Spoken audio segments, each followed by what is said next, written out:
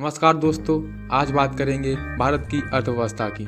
और सीधा सवाल पूछते हैं, जब पूरी दुनिया युद्ध में जूझ रही हो, महंगाई से परेशान हो और मंदी की आकांक्षा हो, तो फिर भारत की अर्थव्यवस्था 2025 में मजबूत कैसे रही? यही है आज का सबसे बड़ा सवाल और जवाब भी उतना ही दिलचस्प है। 2025 भारत के लिए खास क्यों रहा?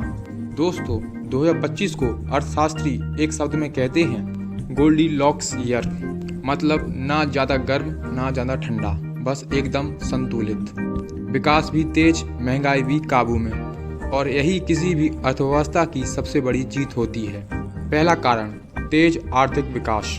2025 में भारत की जीडीपी ग्रोथ रेट दुनिया की बड़ी अर्थव्यवस्थाओं में से सबसे आगे रही है। इसका मतलब साफ है, उत्पादन बढ़ा, उद्योग चले, सेवाओं का विस्तार हुआ और रोजगार के मौके बने। दोस्तों, जब देश में काम होता है तो पैसा घूमता है, और जब पैसा घूमता है तो अर्थव्यवस्था मजबूत होती है। दूसरा कारण, महंगाई काबू में। अब जरा ध्यान दीजिए, तेज विकास के साथ अगर महंगाई भी तेज हो जाए तो आदमी पूरी तरह टूट जाता है। लेकिन 2025 में ऐसा नहीं हुआ।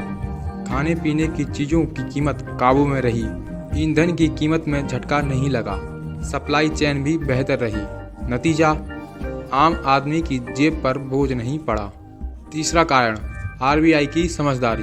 दोस्तों, 2025 में आरबीआई ने कोई जल्दबाजी नहीं की। ब्याज दरों में संतुलन, ना ज़्यादा किस्त ना ज़्यादा ढील, जिससे निवेशकों को भरोसा बना रहे, उद्योगों को लोन मिला और विकास की रफ्तार भी बनी रही। यानी आरबीआई ने वही किया जो एक समझदार रेफरी करता है, खेल चलता रहने दिया। चौथा कारण, इंफ्रास्ट्रक्चर पर जोर। 2025 में सरकार ने पैसा लगाया, सड़क, rail, digital infrastructure, green energy. इसका असर क्या हुआ? रोजगार पैदा हुआ, मांग बढ़ी और भविष्य की नींव मजबूत हुई। दोस्तों, इंफ्रास्ट्रक्चर मतलब आज का काम और कल की कमाई। पांचवा कारण, वैश्विक संकट में स्थिर भारत। जब दुनिया की 5 बड़ी अर्थव्यवस्थाएं धीमी पड़ रही थीं, तब भारत ने दिखाया स्थिर नीति, मजबूत घरेलू मांग और भरोसेमंद बाजार। यही वजह है कि विदेशी निवेशकों का भरोसा बना रहा, शेयर बाजार ने मजबूती दिखाई। अब जानते हैं इसका मतलब क्या है भारत के लिए।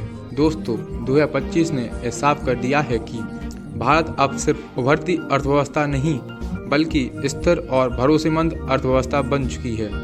अब आखिरी बात, दोस्तों, 2025 में भारत की अर्थव्यवस्था मजबूत रही क्योंकि विकास तेज था, महंगाई काबू में थी, नीतियां संतुलित थीं, निवेश और रोजगार बढ़ा।